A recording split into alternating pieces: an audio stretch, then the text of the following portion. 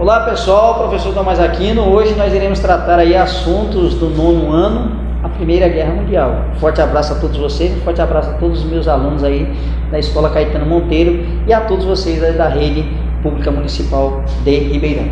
Primeira Guerra Mundial, pessoal, vamos lá entender um pouquinho a respeito desse conflito aí, uns antecedentes. Era um assunto, vamos botar assim, interessante de se estudar, né? Vamos dizer gostoso, porque envolveu a morte de muitas pessoas aí, muitas pessoas vieram a morrer, a se acabar nos campos de concentração ainda, campos de concentração ainda, nos campos de batalha. Os campos de concentração vai ser que a gente vai ver aí na Segunda Guerra Mundial. Mas nesse período aí, nos campos de batalha aí da Primeira Guerra Mundial, muitas vidas, né, serão interrompidas e muitas vidas jovens serão interrompidas aí. Beleza, pessoal? Vamos entender um pouquinho dos antecedentes aí da Primeira Guerra Mundial, né? Pode também chamar de Primeira Grande Guerra Mundial. Embora ela tenha se desenvolvido, se desenrolado em território europeu, mas ela envolveu vários países, se não todos os países do mundo. Então, por isso que ela é considerada uma Primeira Guerra Mundial. Deu para entender a ideia, pessoal? Vamos lá.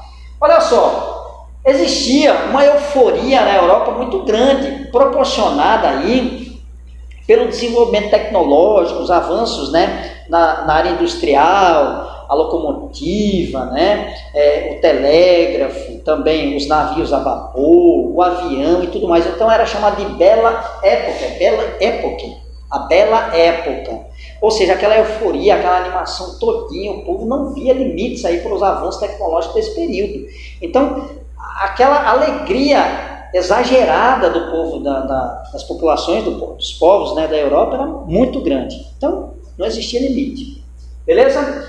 Outra coisa também, pessoal, que existia também era o imperialismo, né, também chamado de neocolonialismo ali na Ásia e na África. Principalmente a gente estuda muito sobre a África, sobre o neocolonialismo, mas na Ásia também teve, ou seja, a influência das potências industriais, dos impérios, né, europeus ali em outras regiões do planeta, né? Por exemplo, na Ásia teve uma influência uma entrada muito grande ali da Inglaterra, né? Mas também existiam ali domínios também, onde o Japão, né, o Império Japonês, ele também dominava algumas regiões também. Aqui na região da América, quem dominava o pedaço eram os Estados Unidos da América, beleza, pessoal?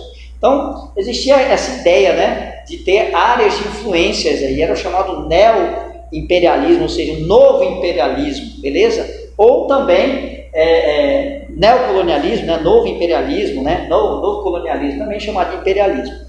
Então, a África foi um dos pontos aí que existia essa influência, ou seja, quem eram essas pessoas que dominavam, que estavam ali? A gente vai ver daqui um pouquinho, mas eu já posso adiantar para vocês. A Inglaterra, onde saiu, né, o berço da Revolução Industrial, a Alemanha, a Itália, a Bélgica, Portugal, Espanha, todos eles tinham áreas de influência em várias partes do mundo, principalmente nos continentes africano e asiático. Mas a África foi a que mais foi retalhada, né? Ela foi partilhada, inclusive é chamada de partilha da África, né? Onde a África ela foi totalmente partilhada aí pelas potências industriais europeias, beleza? Então isso foi imperialismo. Isso aqui são antecedentes aí do conflito mundial. Outra coisa também, a paz armada. As potências, elas começaram a entrar em disputas bastante interessantes, territoriais, né, na partilha da África e tudo mais. Então elas começaram a se armar, criar equipamentos de guerra, tanques, aviões, né, metralhadora, lança-chamas e tudo mais. Então elas começaram a se armar, a ter um contingente, ou melhor dizer, a ter uma quantidade muito grande de armamentos, né, para poder se defenderem, né. Existia uma tensão muito grande ali entre as potências industriais. A Itália, a Alemanha, né, a Inglaterra, a Rússia, a Áustria, tudo mais. Então existia aquele armamento, né, chamada paz armada. Outra coisa também, baseado nisso tudo, eles perceberam que tinham que fazer alianças, né? Aqueles que tinham mais interesse, perceberam que aqueles países que se comunicavam, né, que tinham uma comunhão melhor, comungavam melhor, tinham interesses parecidos, então eles começaram a se unir. E aí vai surgir duas alianças, a Tríplice Aliança e a Tríplice Entente. Olha só, Formação das alianças, Tríplice Aliança, vai ser unida pelo Império Alemão, junto com o Império Austro-Húngaro e a Itália. Vai formar a Tríplice Aliança. Para contrabalançar essas alianças, formou-se a Tríplice Entente, que era composto pelo Império Russo, era império, olha só, veja como tinha uma quantidade grande de impérios, né? Eu falei de Império Alemão e Império Austro-Húngaro, agora eu estou falando de Império Russo, né? A França e a Inglaterra. Nós tínhamos também o Império Turco-Otomano, ou seja, então era a região que existiam vários impérios. E o que é um império? É aquele, né, aquele tipo de governo, aquele tipo de administração, que ele vai dominar, vai ter influência sobre o seu reino, sobre demais reinos, territórios, povos e tudo mais. Ou seja, um reino é aquele domínio dentro de determinado território, jurisdição, aquela coisa toda. O império ele vai dominar o seu e os outros, beleza?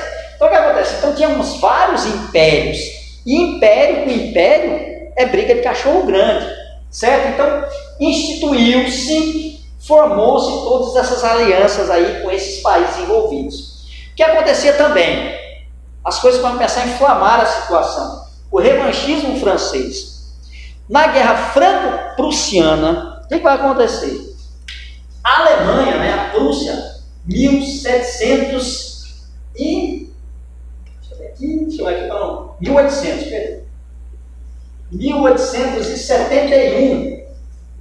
a Alemanha vai se unificar, os principados e territórios alemães, liderados pela Prússia, vão se unificar, né? A unificação alemã vai ser nessa data aqui, 1871.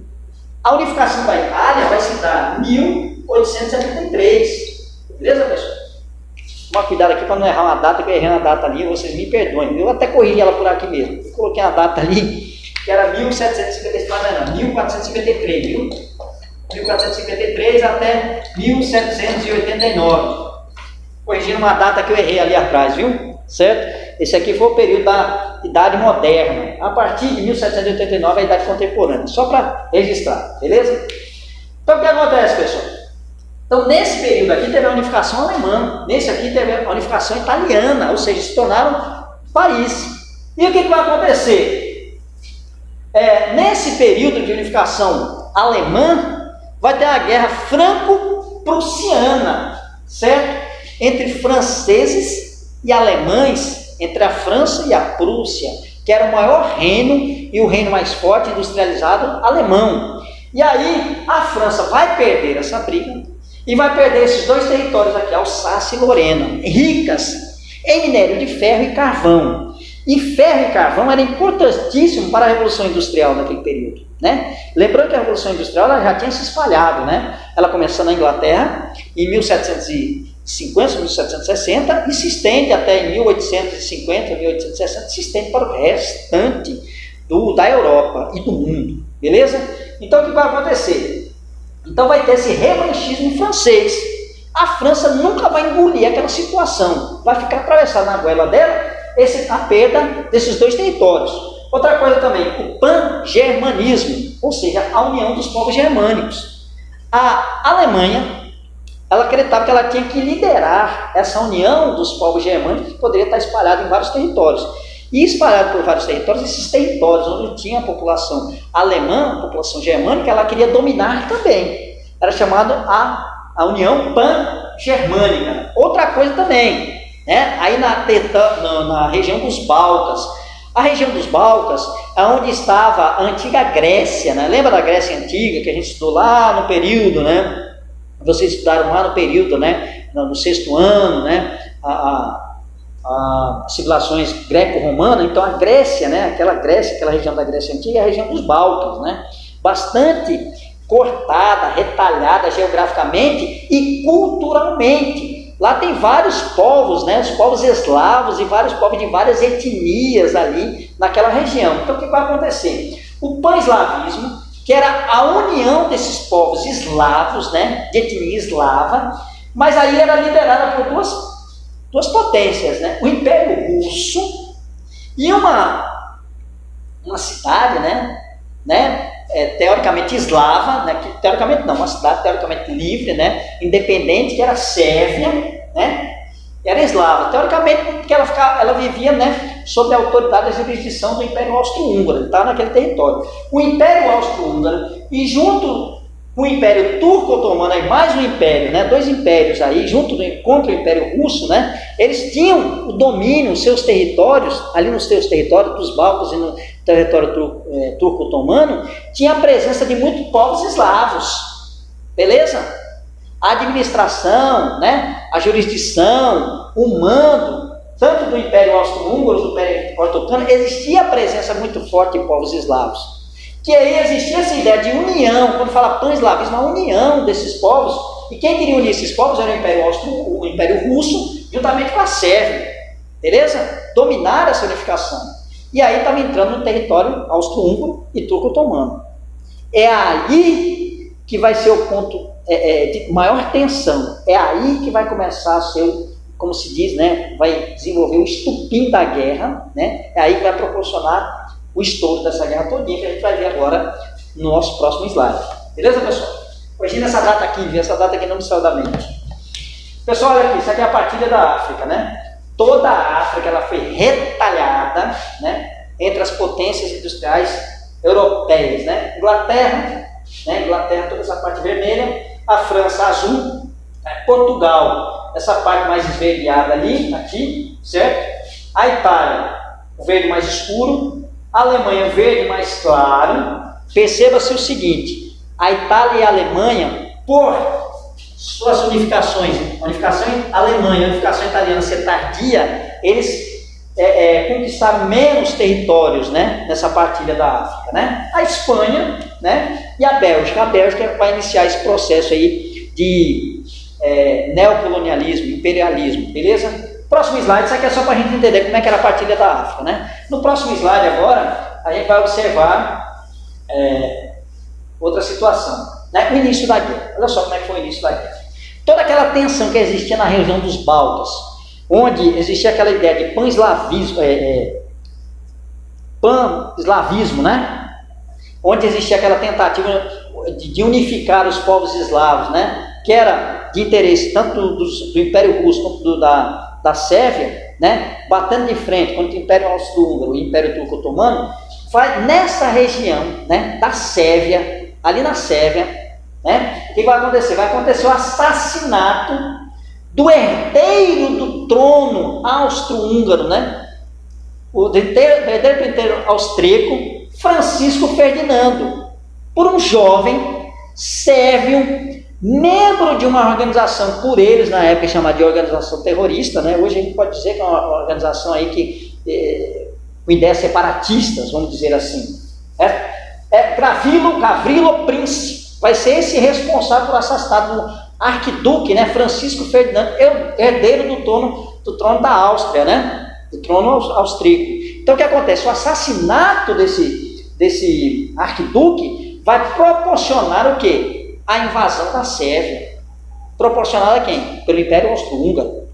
E aí o que acontece? O Império Austro-Húngaro invade a Sérvia, a Rússia, que era a oposição, vai invadir a Áustria, e aí a Alemanha entra no conflito também. A Alemanha entra no conflito, aí a Inglaterra e a França, para salvar o Império Austro-Húngaro, também entram no conflito, e aí se desencadeia a guerra toda. Então olha só, o assassinato do arquiduque Francisco Ferdinando, herdeiro do trono do Império Austro-Húngaro, por um jovem sérvio, Gavrilo Princip, membro de uma organização sérvia chamada Mão Negra. Então, o estopim, o motivo inicial da guerra vai ser esse. O assassinato dele vai proporcionar a entrada de todos aqueles países, e países que eram membros do quê? Da Tríplice Aliança, né? Que era a Alemanha, Império Austro-Húngaro e qual foi o outro que eu falei? E a Itália, beleza? A gente fala um pouco de Itália porque ela vai fazer um detalhe, vai acontecer um detalhe aí, né?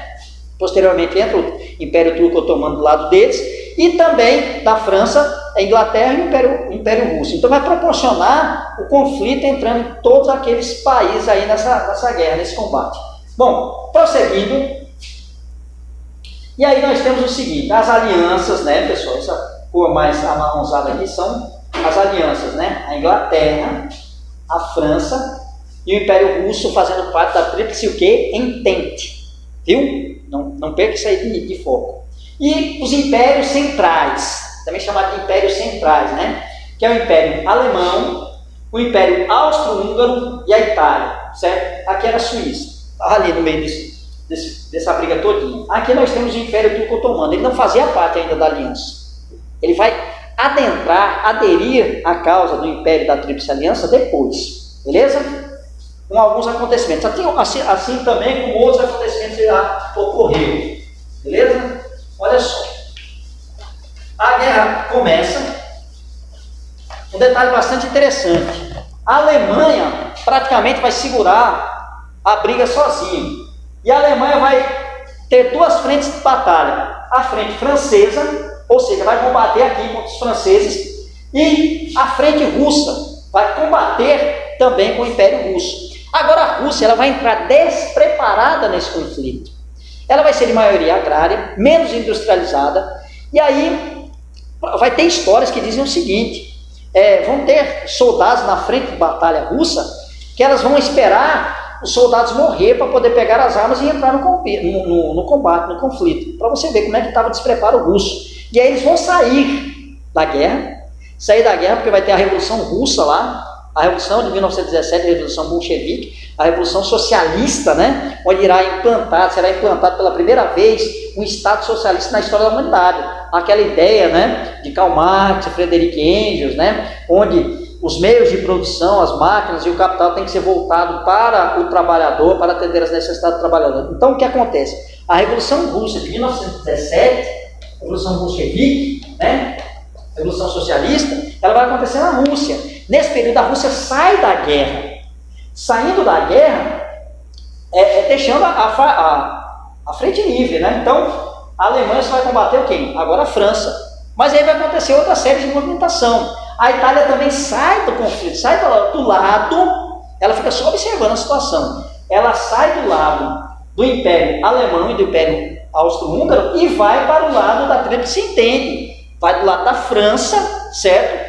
E da Inglaterra, digamos assim, motivada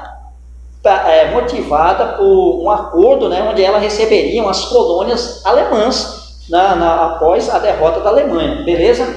Nesse momento, o Império Austro-Húngaro, o Império Turco-Otomano, perdão, ele vai entrar do lado da Tríplice Aliança, beleza? Então fica ali praticamente as forças meio que equilibradas. Então é esse jogo, a Itália sai, vai para o lado da Tríplice Entente, ou seja, do lado da Inglaterra e da França, beleza? A Rússia sai da guerra definitivamente, vai resolver seus problemas lá da Revolução Bolchevique, da Revolução Socialista. O Império Turco-Otomano entra do lado da Tríplice Aliança, ou seja, do lado do Império Alemão, do Império Austro-Húngaro, né? E começa. E aí vai manter aquele período de equilíbrio, né? A primeira fase da guerra vai ser o avanço alemão. A Alemanha vai avançar, né, para os Balcãs, vai avançar contra a Rússia e avançar contra a França, beleza? Posteriormente a guerra vai ficar travada, né? Vai ser a guerra de trincheiras, ou seja, o que seriam as trincheiras? Seriam buracos, né, feitos ali no terreno, né? Na época do exército, eu lembrava que era o seguinte, são 2 fuzis, por 2 capacetes ou um fuzil, 2 fuzis ao comprimento dessas valas, né? São valas abertas, né, as trincheiras, 2 fuzis, comprimento de 2 fuzis, por um fuzil comprido. Então a pessoa entrava ali e ali ficava combatendo, ou seja, a guerra ficava parada, imobilizada, né? Ou seja, essa situação todinha aí vai ficar em equilíbrio. Ela só vai desequilibrar quando entrar um outro país aqui no conflito, que será o quê? Os Estados Unidos da América. Ele vai entrar no conflito e aí vai ser o fio da balança. E aí ele vai determinar quem vai ser o vencedor. Agora, lá de quem que ele vai entrar? E a gente vai ver daqui a pouquinho. Próximo slide. O desenrolar do conflito, olha só, o avanço da Tríplice Aliança, ou seja, aquela parte que eu falei para vocês, né? A Alemanha, a Tríplice Aliança, a Alemanha, ela avança no Império, né? Contra o Império Russo, contra o Império Francês, né? Posteriormente, ela vai sair, olha só. Aí vem o quê? O avanço parou ali no avanço, aí depois vem o quê? A guerra de trincheiras, que são aquelas valas onde os soldados serão localizados ali, ficarão localizados aí e nem vai para frente nem vai para trás. Beleza? A guerra travou, ficou naquilo ali. Aí depois vem a entrada da Itália do lado da Tríplice Entente, ou seja, do lado da França e da Inglaterra, beleza? A saída da Rússia da guerra, a Rússia sai da guerra por conta da Revolução Socialista, a Revolução Bolchevique de 1917, beleza? A entrada do Império Turco-Otomano do lado da Tríplice Aliança, certo? Então ela vai, do lado agora, ela vai formar as frentes de batalha junto com a Alemanha e o Império Austro-Húngaro, beleza? Deixa eu ver, do lado da Tríplice Aliança, a entrada dos Estados Unidos do lado da Tríplice Entente. Eu nem falei da Itália, falei da Itália, né? A Itália foi considerada traidora nesse período, né? Que ela fazia parte da Tríplice Aliança e vai para a Tríplice Entente. Beleza, pessoal? Então, os Estados Unidos, aquela entrada dos Estados Unidos em uma das alianças, ela vai ser justamente do lado da Tríplice Entente. Que vai ser quem? Vai ser a Inglaterra, a França e agora a Itália. E aí ela vai definir o conflito. A entrada dos Estados Unidos no conflito, ela vai definir o conflito. Ela era neutra até uns 2 anos iniciais da guerra, certo? Ela tinha relações comerciais com ambos os lados, tanto com a Tríplice Entente quanto a Tríplice Aliança. Porém, ela viu um lado que poderia ser mais vencedor, mais vantajoso para ela, e se alinhou a ela, beleza? E aí ela vai ser o fio da balança, ela vai determinar os rumos do conflito da guerra. Beleza? Aí vem o avanço da Tríplice Entente e, por fim, o final da guerra. Beleza, pessoal? E aí o que acontece? Para a gente finalizar. Termina-se a guerra, e aí tem o chamado tratado, o famoso Tratado de Versalhes, que eles vão determinar as punições e quem será o culpado da guerra. Vai ter que achar um culpado para a guerra, e o culpado vai ser quem? O Império Alemão, a Alemanha. E a Alemanha vai ser penalizada duramente por isso aí. Na realidade, aí você entende o seguinte, não existiu culpado para a Primeira Guerra Mundial, e existiu. Todos os países estavam envolvidos ali na Primeira Guerra Mundial. Praticamente todos os países se envolveram na Primeira Guerra Mundial. Todos eles tinham interesses, né? Todos eles tinham domínios. Então a gente pode observar o seguinte, o responsável por esse conflito foram todos. Não teve um único responsável, não. Todos eles desenvolveram. A Alemanha, por exemplo, embora a unificação dela seja em 1871, mas o desenvolvimento industrial da Alemanha era gigantesco, né? Embora seja tardia a sua unificação, o desenvolvimento da sua indústria, das suas estradas de ferro, dos seus equipamentos, era gigantesco, amedrontava as outras potências ali. A Inglaterra tinha medo do avanço industrial, a França também tinha medo do avanço industrial, da economia, do crescimento econômico da Alemanha. Então, baseado naquilo, ficaram, né? Aquele temor, tudo. E só queria um pretexto para tudo isso. Olha só, o Tratado de Versalhes achou quem foi o culpado foi a Alemanha. Inclusive os Estados Unidos ele vai se retirar desse tratado, porque ele achou que aquilo ali, as penalidades impostas à Alemanha eram muito grandes, que poderia causar e causou, consequentemente, um novo conflito, que foi a Segunda Guerra Mundial, que foi a herança, a Segunda Guerra Mundial foi a herança de problemas mal resolvidos na Primeira Guerra Mundial. Olha só, mas seguindo o tratado. Tratado de Versalhes, 1919, logo ao fim da Primeira Guerra Mundial. A Alemanha foi considerada culpada pela guerra. Beleza? Teve seu exército reduzido a um contingente de 100 mil homens. Ela poderia ter apenas 100 mil homens. Ficou proibido desenvolver equipamentos em sua marinha e força aérea. Ela ficou proibida de ter uma marinha de guerra e uma força aérea. Né? Perde os territórios de Alsácia e Lorena e todas as suas colônias na África. Então ela perde aqueles territórios que a França, né, tinha aquela vontade, aquele desejo de retomar novamente, mas as colônias que ela tinha. Então a Alemanha ficou entregue às baratas, né, à própria sorte. Isso aí vai aumentar a pobreza, a miséria, a desigualdade social ali na Alemanha e a insatisfação. Isso aí será um mecanismo que vão proporcionar com que a população fique totalmente entregue à miséria. Aí vai aparecer um cara movido, porque não existe herói ou aquela figura toda, mas um cara proporcionado, um ex-combatente dos campos de guerra na Primeira Guerra Mundial, alemão, austríaco, lutando lá da Alemanha, da Tríplice Aliança, chamado Adolf Hitler. É ele que vai aproveitar toda aquela situação de uma forma bastante inteligente e vai conseguir envolver toda a população e levar até a Segunda Guerra Mundial. Aí a gente tem outra situação.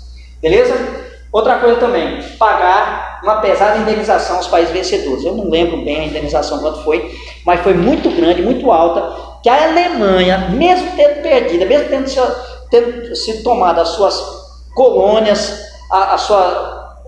sendo impedido de produzir a sua indústria, de se desenvolver a sua indústria, ela tinha que pagar ainda as despesas de guerra. Beleza, pessoal? Então foi complicado. Prosseguindo, pessoal, para encerrar aqui, beleza? Ela é bastante curta, porque são pontos que a gente só entende assim, beleza? Correção de exercício que eu deixei na semana passada.